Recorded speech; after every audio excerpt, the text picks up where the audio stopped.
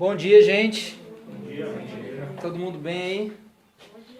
Que alegria, né? Poder estar aqui mais uma manhã. Como é prazeroso, né? A gente poder se reunir como igreja. Essa semana eu estava refletindo muito sobre o texto lá de Hebreus, né? E é um conselho para a gente, né? Que o escritor lá nos diz que nós não devemos desistir de congregar, né? Não se omita na responsabilidade de congregar como fazem alguns, né? E é interessante que eu estava pensando que a sequência lá do texto diz que, principalmente agora, que o dia está se aproximando. Então, uma coisa para a gente pensar é que, às vezes, o nosso desamor por congregar, por ser parte de uma comunidade de fé, é uma falta de expectativa no dia do Senhor. Então, se nós não temos mais ânimo de congregar, é porque nós não temos mais esperança no retorno do nosso Senhor.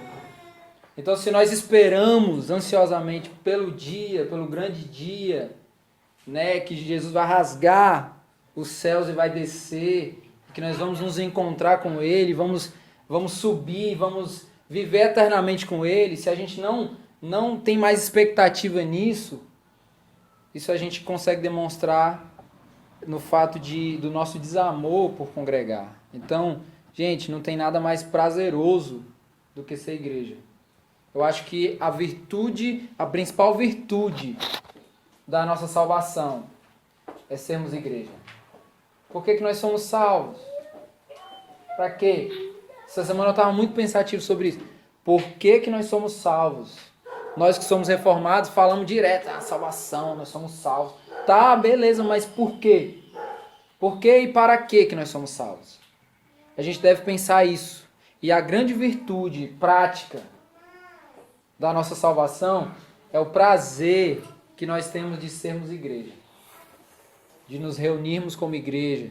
De olharmos no olho um do outro e falar assim, poxa, eu sei que esse cara não está bem. Mas não é para olhar o cara, eu sei que ele não está bem, mas e aí?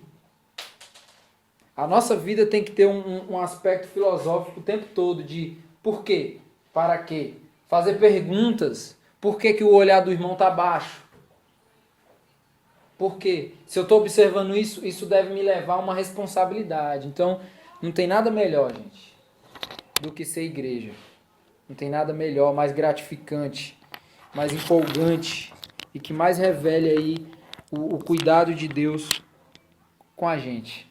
Amém? A gente vai dar continuidade à nossa série de sermões no Evangelho de João. E o tema da nossa série, vocês sabem, é Evangelho em Carne. A gente tem falado sobre isso, né? Temos feito as exposições aí do Evangelho de João.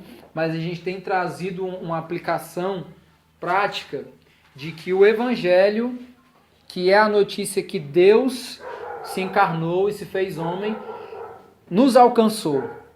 Aí eu volto de novo com a pergunta: por quê e para quê? Para que a gente possa agora encarnar essa mensagem. É uma mensagem bonita, mas não pode ser teórica. O Evangelho não pode ser uma boa notícia teórica. O Evangelho deve ser uma boa notícia que nos dá um anseio de vivermos isso na prática. Por isso que o nome da nossa série de sermões é Evangelho em Carne. E o texto que a gente vai ler hoje está no capítulo 2, dos versículos 13 ao 22. Então abra aí sua Bíblia aí no Evangelho de João, capítulo 2, dos versículos 13 ao 22. Estou muito feliz, viu, mano? Ter abrido aí a... Tá abrido ou tá aberto? Ter aberto aí a casa aí do restaurante pra gente poder se reunir. Na semana a galera vem aqui para se alimentar e no domingo também, né? Na semana come pão que não sacia, né? E no domingo o pão que traz alimento aí para a alma.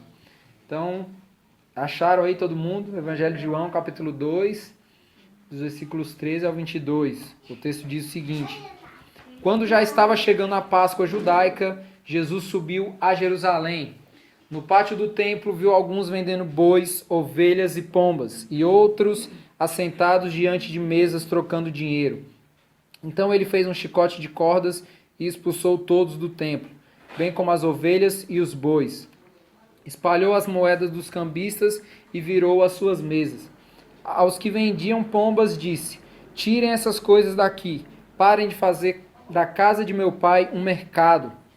Seus discípulos lembraram-se que está escrito: o zelo pela tua casa me consumirá. Então os judeus lhe perguntaram: que sinal milagroso o Senhor pode mostrar-nos como prova da sua autoridade para tudo isso? Jesus lhe respondeu: destruam esse templo e eu levantarei em 3 dias. Os judeus responderam: este templo levou 46 anos para ser edificado, e o Senhor vai levantá-lo em 3 dias? Mas o templo do qual ele falava era o seu corpo.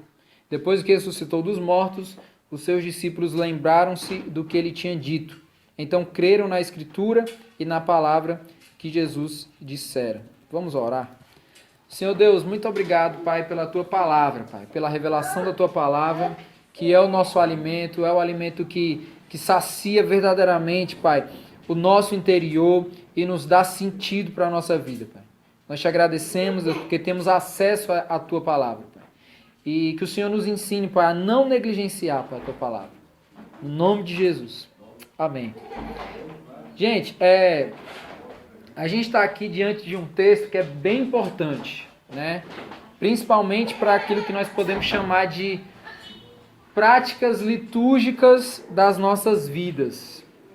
Esse é um tema especial aqui dentro dessa narrativa. E aí eu queria começar a nossa reflexão de hoje levando a gente a pensar uma seguinte coisa. O que Jesus vê quando ele chega no culto que nós prestamos a ele? O que Jesus vê?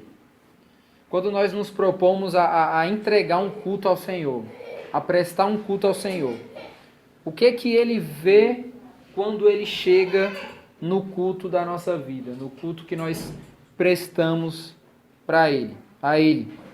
Eu queria que a gente pudesse pensar sobre isso, para a gente começar. Então fica isso para a nossa reflexão aí inicial. E aí eu queria que você permanecesse aí com a sua Bíblia aberta aí durante a exposição para ir conferindo, certo? Então o primeiro versículo que a gente leu, versículo 13, ele diz o seguinte: quando já estava chegando a Páscoa judaica, Jesus subiu a Jerusalém. Então a gente viu no domingo passado que Jesus ele operou o seu primeiro milagre em uma festa de casamento lá em Caná da Galileia. Foi um texto muito interessante que a gente pôde refletir, porque nos levou a pensar que todo aquele cenário ali, toda a ação milagrosa de Jesus tinha muita aplicação para a vida cristã, né? Tem muita aplicação para a vida cristã. Jesus ele transformou água, que era o elemento da purificação da época, em vinho, que simbolizava o seu sangue, que ele estava demonstrando com aquilo que não era mais a água que purificava, não era mais a água que era imposta ali por uma cultura para a purificação do povo, mas que agora era o seu sangue que purificava. E aí o que foi que o cara fez? O cara marcou um casamento e deixou faltar vinho. Comprou pouco vinho. E Jesus, ele opera ali o seu primeiro milagre naquele lugar, naquele ambiente, transformando água em vinho, muito vinho. Toras de potes gigantes se transformaram em vinho que deu para todo mundo. E a gente trouxe a aplicação de que nós não podemos deixar faltar vinho na mesa da nossa vida. Porque o vinho era um elemento de comunhão. Quando nós colocamos um vinho, nós estamos chamando alguém para comungar. E é isso que a gente estava falando no domingo passado. E a gente viu que Jesus estava lá com a sua mãe e com os seus discípulos naquela festa. E agora aqui o texto diz para a gente que Jesus ele subiu a Jerusalém quando estava chegando a Páscoa judaica. E a gente sabe muito bem que Jesus ele era judeu, né? E um dos grandes interesses aqui de João, aqui no Evangelho, é relatar, a gente falou isso no primeiro dia do sermão, é relatar a dupla natureza de Jesus. Relatar a ideia de que Jesus é homem, mas ele não é simplesmente homem. Ele é o Deus que se fez homem. Ele é Deus que se encarnou e se fez homem. E quando Jesus ele se encarna o quê? Pertencendo a uma família. Ele se encarna pertencendo a uma cultura. Ele se encarna dentro de um ambiente cultural, com costumes ali da sua região. Então Jesus ele é um judeu. Então Jesus sendo judeu, ele está atento à agenda judaica. Ele está de olho, ele sabe da agenda dos judeus, da agenda judaica. E a humanidade de Jesus nos ensina algo muito interessante. Jesus, sendo homem, ele se sujeitava à lei. Por que Jesus se sujeitava à lei? Porque ele tinha um interesse salvífico, um interesse de salvação. Por que Jesus se sujeitava a uma lei de que, poxa, é humano? Por que ele se sujeitava a isso? Porque ele tinha um interesse de salvação, de apresentar salvação. A sujeição de Jesus à lei é por nossa causa. Jesus ele se sujeitou à lei por causa dos seus filhos, dos filhos de Deus, aliás. Por quê? Porque ele deseja com isso revelar um tipo de plena submissão e plena obediência. É isso que Jesus faz se sujeitando à lei. Ele não burlava a lei por ser Deus. Jesus não chegava, quê? Lei? Sou Deus, rapaz. Tá aqui minha carteirinha aqui de Deus. Jesus não chegava e dava carteirada lá porque ele era Deus. Não, ele se sujeitava à lei para nos ensinar sobre submissão e sobre obediência. O interesse era de salvação. E sabia que uma das grandes virtudes da salvação na nossa vida é que um salvo, ele se submete. Um salvo, ele é obediente. Né? João vai falar lá na sua carta, sobre um novo mandamento. Então, tipo assim, qual que é esse mandamento? O evangelho é um novo mandamento que não é nada diferente do evangelho que já estava sendo apresentado, mas que em Jesus ele eleva o nível. Né? O próprio Jesus ele vai falar para os seus discípulos lá no Sermão do Monte: olha, não resistam o perverso. Por que Jesus falou aquilo? Porque ele tinha um interesse de falar: sabe como é que vocês vão resistir ao perverso? Agindo de acordo com os interesses humanos. Então, o que a lei diz? É olho por olho, é dente por dente. Como é que vocês vão resistir ao perverso? Agindo dessa forma. Olho por olho e dente por dente. Então, o que isso significa? Jesus se submeteu à lei, se sujeitou à lei para nos mostrar que a nossa filiação em Deus, o fruto da nossa salvação, é uma vida de submissão e uma vida de obediência. Quem não se submete, quem não obedece, não pode ser chamado de filho de Deus. Nem conhece a Deus, nem está na luz. Está nas trevas. Por quê? Porque não se submete e não obedece. Então olha a humildade de Jesus aqui. Olha o nível de submissão e obediência. Jesus, ele faz isso. E ele não burlava a lei por ser Deus. Então Jesus ele foi para Jerusalém porque a principal celebração judaica estava chegando. A Páscoa. A Páscoa é a principal celebração do povo judeu. Os judeus eles celebram a Páscoa porque eles trazem à memória a libertação do seu povo das mãos de Faraó. É por isso que o povo judeu, os hebreus, eles comemoravam a Páscoa? Porque eles lembravam de como Deus resgatou o povo das mãos do perverso, da escravidão, do exílio. Entendeu? Então é por isso que o povo celebrava a Páscoa, os judeus, né? E o povo tem muito o que comemorar. Muito. O povo tem muitos motivos para prestar um culto a Deus, né? E aí Jesus vai até Jerusalém para observar a celebração. E o texto diz lá no versículo 14 que no pátio do templo Jesus viu alguns vendendo bois, ovelhas e pombas, e outros assentados diante de mesas trocando dinheiro. Então o cenário aqui é o seguinte: o templo em Jerusalém era a sede da celebração da Páscoa. Era no templo de Jerusalém que sediava essa grande celebração, esse grande evento da religião judaica. Nessa época aqui, o que acontecia? Judeus de todas as partes caminhavam, alguns vinham de muito longe e outros vinham de mais perto, mas judeus de vários lugares, eles se deslocavam dos seus lugares, dos seus locais de residência, até Jerusalém para a celebração. Então os judeus de todos os lugares saíam e se encontravam em Jerusalém para a grande celebração ali da Páscoa. E os judeus, eles carregam o modelo de culto da antiga aliança, onde todo culto prestado tem um animal para sacrificar. O culto todo culto tem um elemento de sacrifício. E o povo judeu, com o seu modelo ali de culto, tinha também um animal, um elemento ali para sacrificar. Então, como muitos vinham de muito longe, né, de vários lugares, de várias regiões ali para a celebração, eles acabavam não levando o elemento de sacrifício.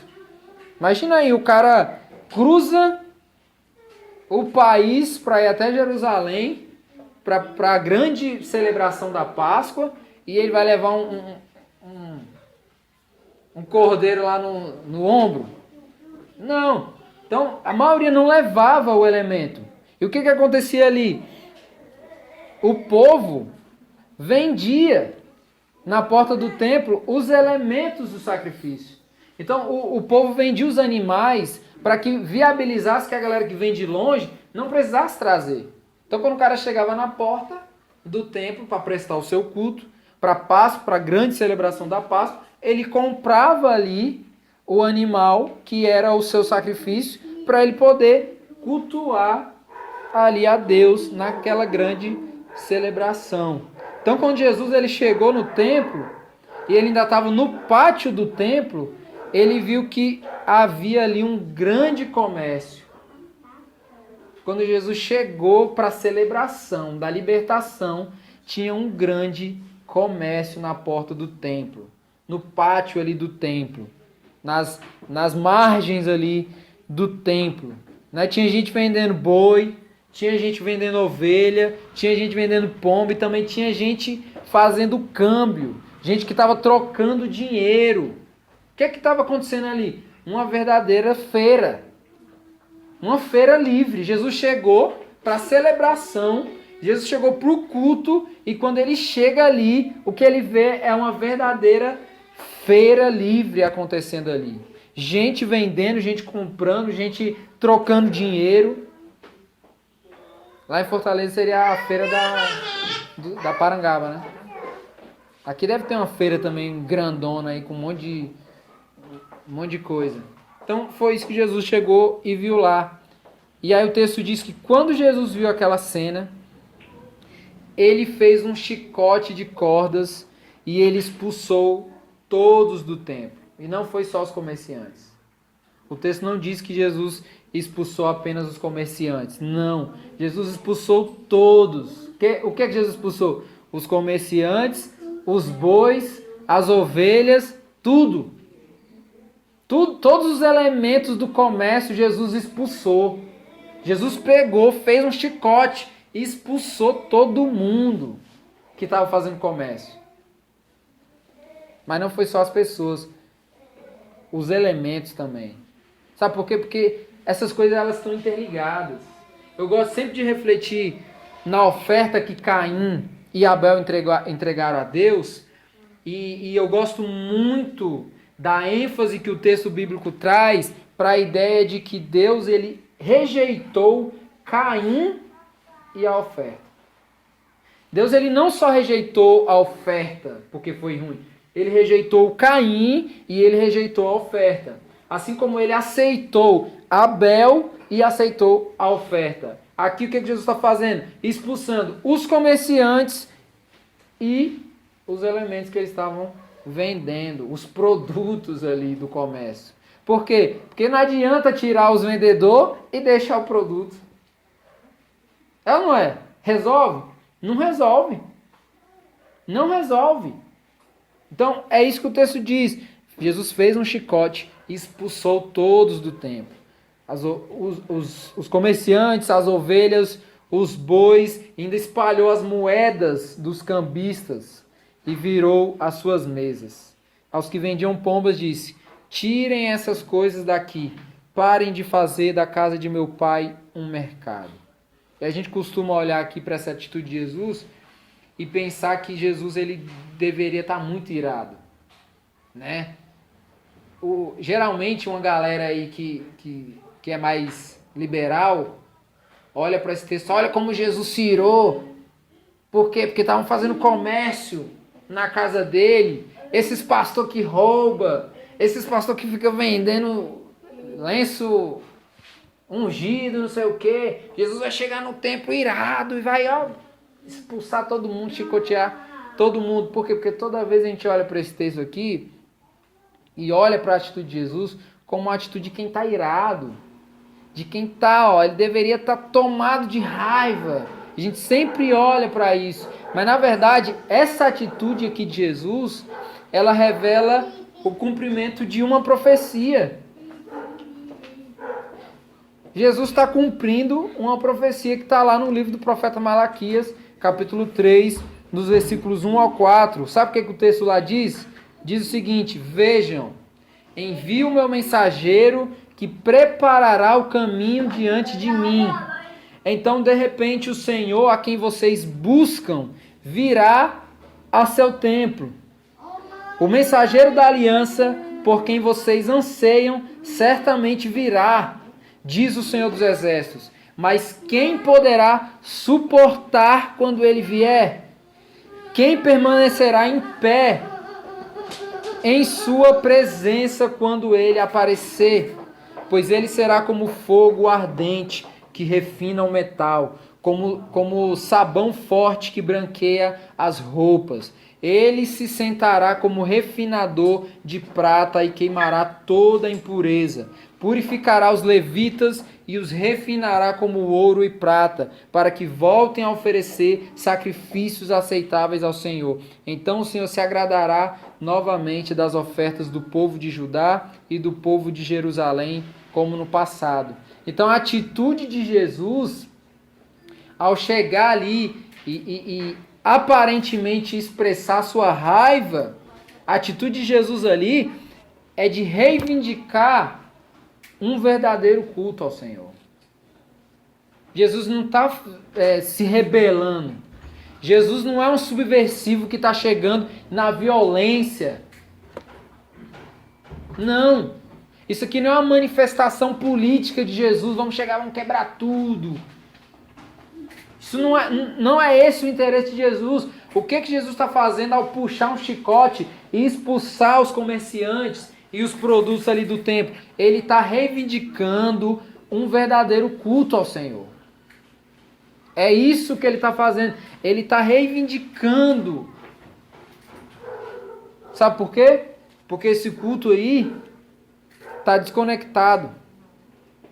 Esse culto está desconectado do verdadeiro culto. Ele está reivindicando um verdadeiro culto ao Senhor que seja desconectado das corrupções. Porque não tem como prestar um culto agradável ao Senhor com uma vida corrupta. Não combina. Não tem ligação, corrupção com culto. Culto não dialoga com corrupção. É por isso que muitas das vezes a gente deve repensar o evangelicalismo do nosso país. Porque não cabe culto a Deus e corrupção. Não cabe. Não tem ligação. É fora de norma. E o que Jesus está fazendo então? Ele está reivindicando. Ele está buscando, está querendo trazer o povo a um verdadeiro culto ao Senhor. Né? É isso que Jesus está reivindicando aqui. Aquilo que é inegociável. Sabe por quê? Porque Deus ele não negocia formas de culto. Não é, nós temos liberdade, vamos adorar do jeito que a gente quiser. Que é isso, irmão? Qual é a Bíblia aí que a gente está lendo? Deus ele não negocia as formas de culto. Porque senão Jesus chegaria lá e falava assim, beleza, tanto faz, vocês querem adorar assim? Então tudo bem, vocês têm liberdade. Não. Jesus chega para reivindicar o verdadeiro significado do culto. O que o texto lá de Malaquias vai dizer? Quem vai permanecer de pé diante da sua presença quando ele aparecer? Olha o que o texto está dizendo, gente. Você pode prestar qualquer culto ao Senhor? Olha o que o texto está dizendo. Quem é que vai conseguir ficar de pé diante da presença quando ele aparecer? Então Jesus está reivindicando com violência para mostrar o poder e a grandiosidade do que é o verdadeiro culto ao Senhor. É isso que Jesus está fazendo. Esse ato de Jesus aqui, então, é um ato purificador. Talvez na sua Bíblia aí, aqueles teminha que tem aí no começo do texto, vai dizer, Jesus purifica o templo. E talvez a gente fique assim, mas eu não vi Jesus purificando o templo. Eu vi foi Jesus chegando lá revoltado, descendo o chicote em todo mundo. Mas o fato é que Jesus, ele chega no templo para purificar. Porque os sacerdotes ali, eles deveriam ser verdadeiros guias espirituais para o avanço do povo no conhecimento de Deus. Aqui, gente, deixa as crianças aí em paz. Entendeu? Por que Jesus está purificando o templo? Porque os sacerdotes ali, qual que é o objetivo, o interesse, qual que é a função dos sacerdotes? Guiar espiritualmente o povo para conhecer a Deus.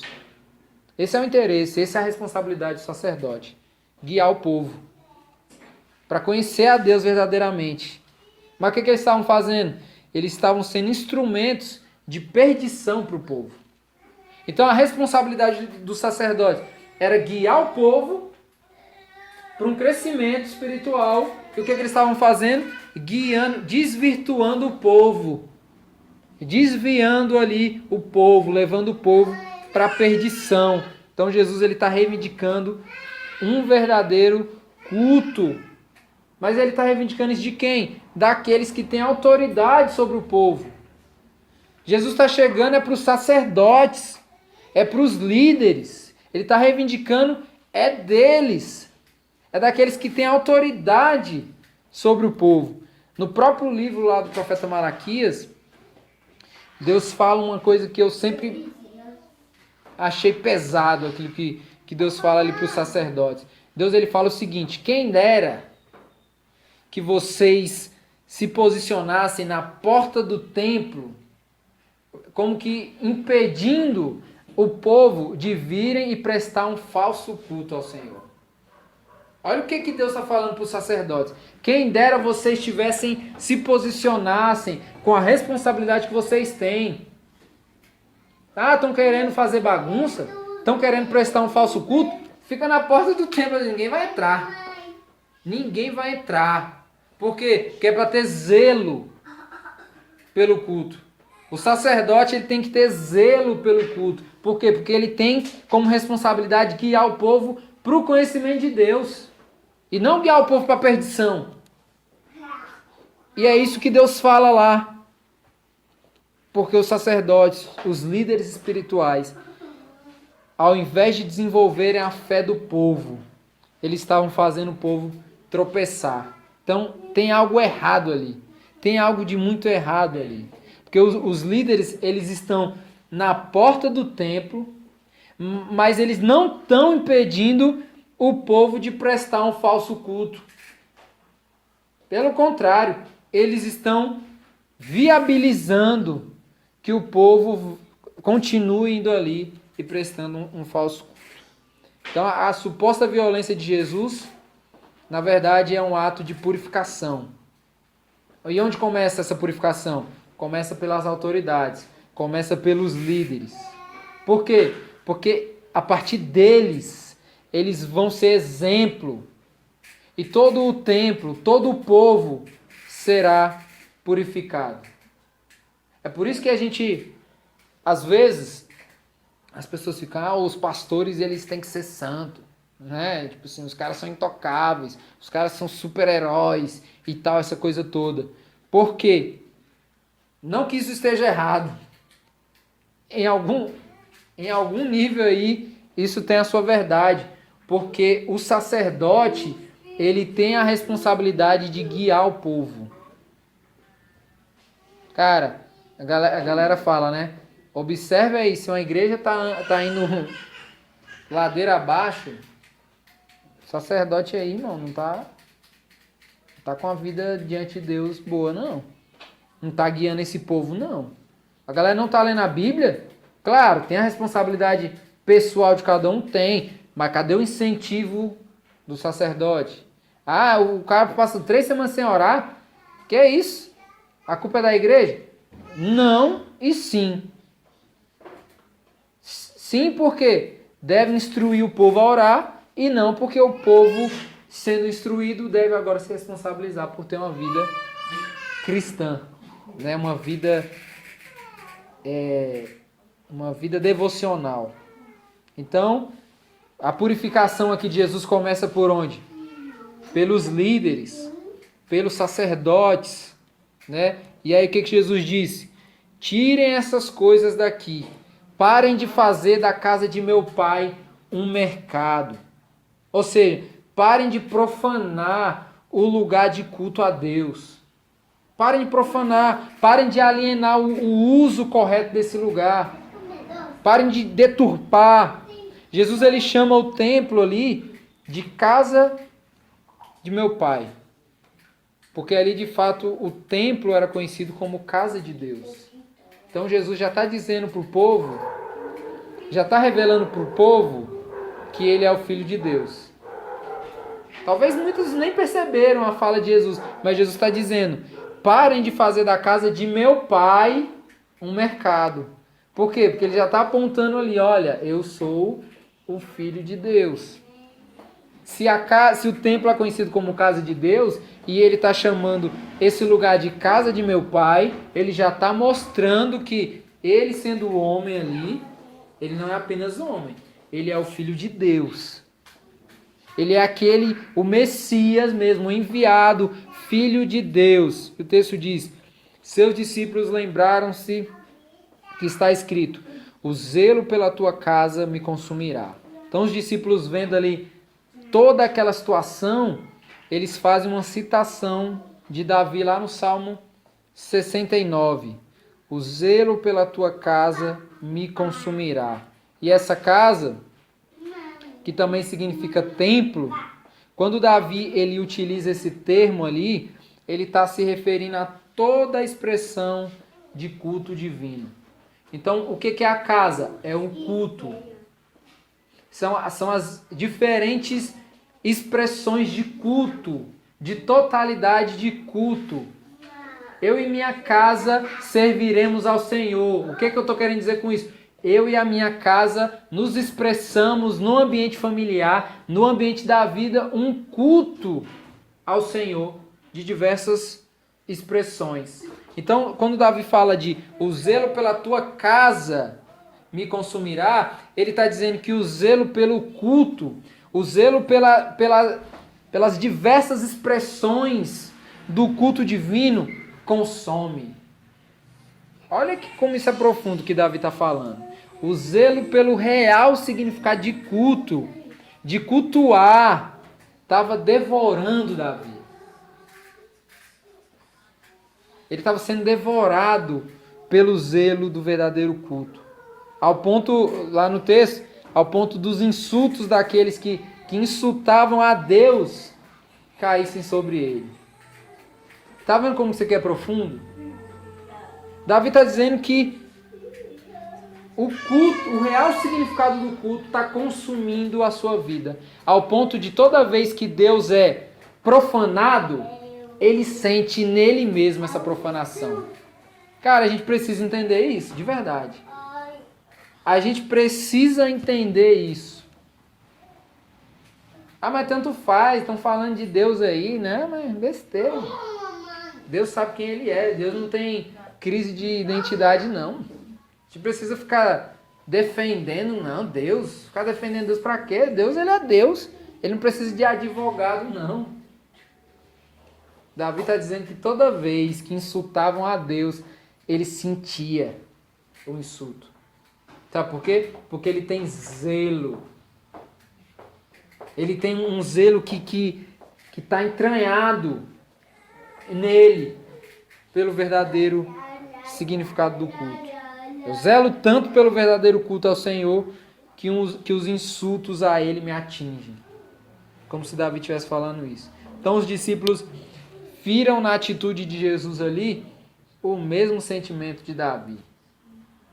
Quando Jesus faz tudo aquilo, zela pelo templo, Jesus não está zelando por paredes, Jesus não está zelando pela estrutura criada perfeitamente. E talvez aqui nesse período nem completo estava, nem pronto estava o templo ainda. Jesus não está zelando por aquilo, mas Jesus está zelando pela proposta que tem daquele lugar ali. O propósito. Certo? Então os discípulos olham e vêem o mesmo sentimento em Jesus, o mesmo sentimento de Davi. Então os judeus lhe perguntaram: que sinal milagroso o Senhor pode mostrar-nos como prova da sua autoridade para fazer tudo isso? E aqui o texto ele chega no seu clímax. Aqui é a parte central do texto, né? Essa pergunta aqui dos judeus, na verdade, era a indagação de todo o povo. Mas quem fala pelo povo? Os sacerdotes. Então esses judeus aqui são os representantes de todo o povo que está ali reunindo. Jesus ele acabou de chamar aquele lugar de casa de meu pai. Jesus ele acabou de expulsar todos os comerciantes, os cambistas ali. E é perceptível aqui que existe uma ação divina aí nessa situação. Sabe por quê? Porque ninguém se enfureceu contra Jesus. Chega lá na praça, lá Domingão, Largo da Ordem. Chega lá, naquela feirinha lá e sai destruindo tudo. Primeira coisa que vai acontecer é uma surra grande que você vai levar. Vai todo mundo se reunir, meu irmão, vamos quebrar esse cara, velho. Esse cara tá doido. Mas o cara chega destruindo tudo. Então o que a gente percebe? Há uma ação divina aqui dentro dessa situação, porque ninguém ficou com raiva de Jesus. Ninguém se enfureceu com Jesus. Ninguém quis bater em Jesus. Ninguém. Aquele povo tinha razão suficiente para fazer isso. Jesus chegou e destruiu. A chance dos caras ganhar um trocado, Jesus chega lá, ó, derruba as moedas tudo, joga as mesas. Mas o cara tá doido.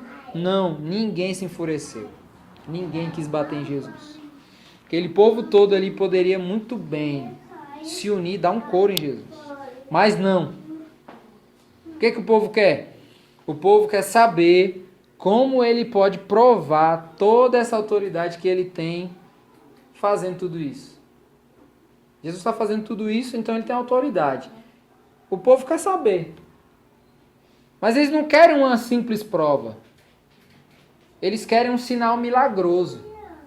Eles não querem que Jesus argumente e comprove. Não, eles querem um sinal milagroso. E olha a resposta de Jesus. Destruam este templo e eu os levantarei em 3 dias. Qual que é o sinal milagroso que Jesus está apresentando aqui para o povo? Destruam este templo e eu o levantarei em 3 dias. Essa resposta de Jesus aqui transmite um ar de tensão. Imagina lá o cenário agora, povo. Quê? Jesus tensionou ali a situação. Como é? O sinal milagroso, você vai... É para destruir esse templo, você vai levantar esse templo que demorou tanto tempo para ser construído. Em 3 dias, Jesus deixou um clima de tensão. E é claro que Jesus está usando aqui de uma alegoria. Só que essa alegoria é proposital. É de propósito que Jesus está falando isso.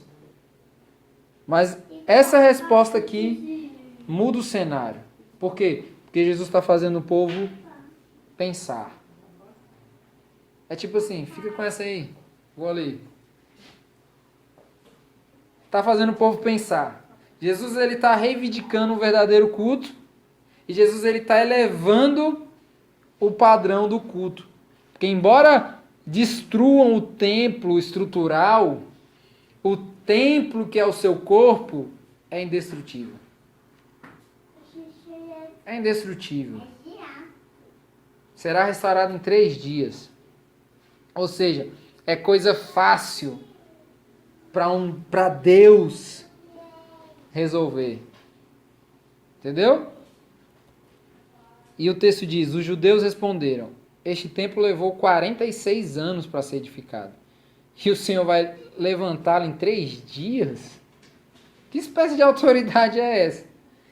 Que sinal milagroso é esse? Vai se transformar ali, Jesus vai se transformar ali agora num engenheiro civil dos bons e vai resolver uma coisa que o povo demorou 46 anos para construir, ele vai resolver em 3 dias? Que espécie de sinal milagroso é esse aí? E o texto diz, mas o templo do qual ele falava era o seu corpo. Então Jesus, ele realmente está elevando o nível de culto. Né? Porque o povo ele tem noção de templo como um lugar, como um santuário, como uma paredes criadas por mãos humanas. E eles ainda profanam esse lugar. E o templo, que tem como significado bíblico, como a gente falou, toda a expressão de culto divino, agora, por que Jesus está elevando o nível? Porque agora ele está centralizando na sua própria pessoa. Então, todas as expressões de culto, que era chamado de templo, agora está centralizado na pessoa de Cristo, porque ele é o templo. Porque ele está se colocando como um templo. Ele é a realidade que nos leva a cultuar. É em Cristo que habita corporalmente toda a plenitude da divindade. É nesse templo onde nós somos confrontados a abandonarmos as nossas corrupções. É nesse templo, não é no templo isso aqui. É no templo que é o próprio corpo de Cristo. É nesse templo que nós somos confrontados, que o Espírito Santo de Deus nos confronta para que a gente possa abandonar todas as nossas corrupções. Essas corrupções que nos impedem de prestarmos cultos, verdadeiros cultos, e que ainda muitas vezes colaboramos negativamente para um falso culto prestado pelo outro. Então, a gente deve analisar aqui, Jesus está elevando o nível do culto. Então, tipo assim, eu posso prestar qualquer tipo de culto porque eu tenho liberdade. Nem no templo que o povo estava profanando você poderia. Quanto mais agora que Jesus está se colocando como templo. Nem no templo que foi construído em 46 anos poderia prestar qualquer culto. Quanto mais num templo que se destrói, né? E que se reconstrói em 3 dias, muito mais. Jesus está elevando o nível. Não é qualquer culto que ele aceita. Depois que ressuscitou dos mortos, os seus discípulos lembraram-se do que ele tinha dito. Então creram na Escritura e na palavra que Jesus dissera. E aí eu quero finalizar com a mesma pergunta que eu fiz no início para a nossa reflexão. O que Jesus vê quando ele chega no culto que nós prestamos a ele? O que Jesus vê? Vou prestar um culto ao Senhor. É ao Senhor? O que ele vê? Será que quando Jesus ele chega no culto que nós prestamos a ele vê a gente fazendo comércio? Será que a gente comercializa a nossa fé? Será que nós profanamos? Jesus ele eleva tanto o nível do culto que ele se coloca como templo, ele promete um ajudador, e esse ajudador ele faz do nosso próprio corpo agora um templo. Então, o nosso corpo, a nossa vida, habita em nós as expressões máximas do culto divino. E o que é que Jesus vê quando ele chega no culto que nós prestamos a ele? Será que ele vê zelo? Será que Jesus vê zelo no nosso culto a ele? Ou será que ele vê corrupção? O que é que Jesus vê? Eu digo mais, será que nós estamos negociando, igual os comerciantes ali, a fé? Será que nós estamos negociando a nossa fé? Não, eu sou cristão até entrar o meu aspecto político. Porque aí quando chega no meu aspecto político, aí eu vou definir a minha fé a partir dele e não a partir da minha fé. Será que nós estamos zelando pelo culto a Deus, que é o nosso próprio corpo? O que Paulo vai dizer? Apresenteis o vosso corpo como sacrifício vivo. Não é mais para a gente chegar e comprar, não, o sacrifício para a gente prestar o nosso culto. Nós somos agora a expressão, em nós habita toda a expressão de culto divino ao Senhor. Então fica para a nossa reflexão. O que Jesus vê quando ele chega no culto que nós prestamos a ele? Será que ele vê zelo ou será que ele vê corrupção? E a gente vai orar nesse momento. Eu queria que você baixasse sua cabeça. Fizesse uma oração bem reflexiva. Deus, nós estamos aqui, Pai, nesse lugar, Pai, nesse restaurante, Pai, que hoje está recebendo aqui a Tua igreja, parte do Teu corpo. Nós estamos aqui, Pai, porque nós queremos prestar ao Senhor um verdadeiro culto. Deus, então nos ensina, Pai, a cultuarmos ao Senhor com zelo, Pai. Deus, que nós possamos falar que nem o salmista, que o zelo da Tua casa, Pai, e não a casa estrutural, não é um templo feito por mãos humanas, mas o zelo pela Tua casa, Pai, que é a expressão, Pai, de todo o culto, que o zelo pelo culto ao Senhor, Pai, possa nos consumir, Deus. Deus, que essa seja a nossa oração, que esse seja o nosso objetivo, Pai, de vida. Zelarmos pelo culto ao Senhor, como templo do Senhor. Em nome de Jesus. Amém.